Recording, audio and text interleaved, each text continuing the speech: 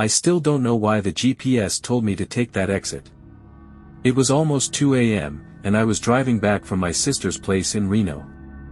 I'd made this trip a dozen times before, always sticking to the interstate. But that night, my phone buzzed with a notification, a faster route, it said. Save 20 minutes.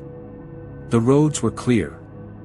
I was tired, desperate to get home, so I followed the prompt and took the exit onto a 2-lane highway I'd never seen before. At first, it was fine. The road cut through open desert, flat and straight, with nothing on either side but sagebrush and darkness. My headlights cut a tunnel through the night, and for a while, I was the only car out there. No other headlights. No signs. Just the hum of my engine and the low murmur of a podcast I wasn't really listening to. 20 minutes in, I passed the first car. It was pulled off on the shoulder, a dark sedan with its hazard lights off. Just sitting there. No driver visible. I thought maybe someone had broken down and walked for help. It happens. I kept driving. 10 minutes later, I passed another. Same thing. Dark sedan, no lights, no driver. This one was angled slightly, like it had pulled over in a hurry. I slowed down, peered into my rearview mirror, but it was already swallowed by the darkness behind me. A strange feeling settled in my chest. Not fear, exactly. Just a sense that something was off. I tried to call my sister to let her know I was almost home, but my phone showed no signal. I glanced at the screen, one bar, then none. I put the phone down and focused on the road.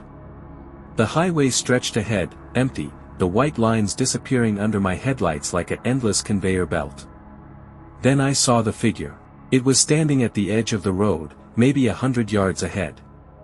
A person, silhouetted against the dark. I slowed down, my heart kicking up a notch.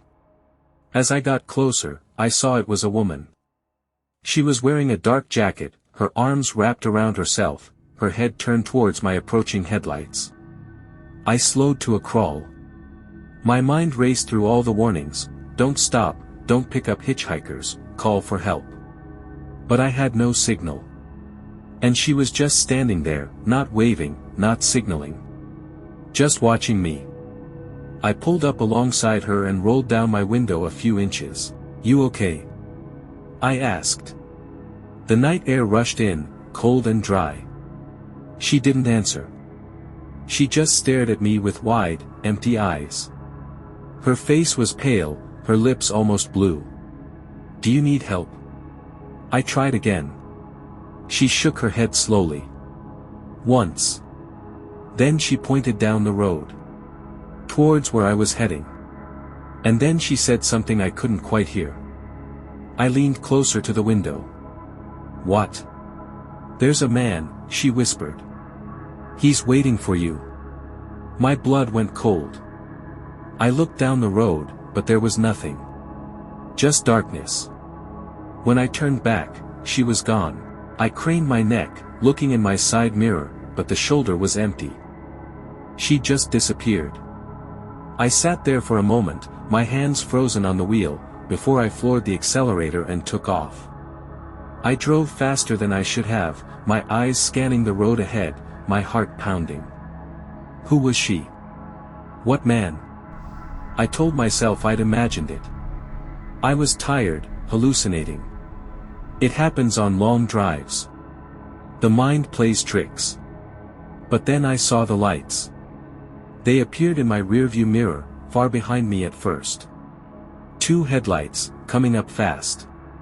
A vehicle approaching at high speed. I watched it grow larger, closer, until it was right on my bumper. A dark SUV. No markings. Its headlights were too bright, blinding me through my mirror. I sped up.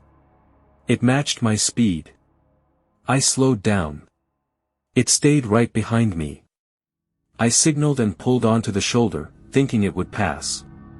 It pulled over behind me. Stopped. Its engine idled, its lights blazing into my car. I sat there, my hands shaking. I didn't get out. I didn't move. I just stared at my rearview mirror, waiting for someone to get out of the SUV. No one did. The door didn't open. The lights just stayed there, washing out everything behind me in white. After what felt like an eternity, I reached for my phone. Still no signal. I looked back at the SUV.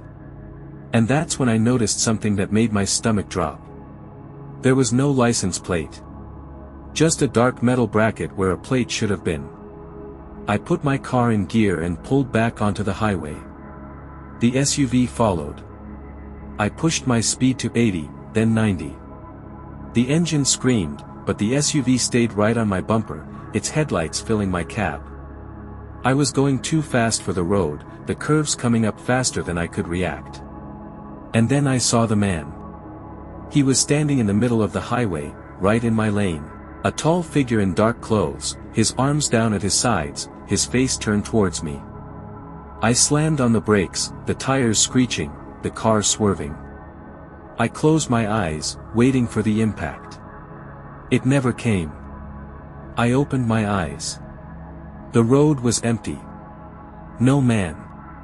No SUV. Just my car, stopped in the middle of the highway, steam rising from the hood. I sat there, gasping, my hand still strangling the steering wheel. I looked in my mirrors. Nothing. Just the empty road stretching in both directions. I don't know how long I sat there. Eventually, I managed to pull myself together and drive. Slow this time. Careful. The rest of the way home, I didn't see another car. I didn't see any lights. I didn't see the woman or the SUV or the man in the road. I pulled into my driveway at 4 a.m., killed the engine, and just sat there.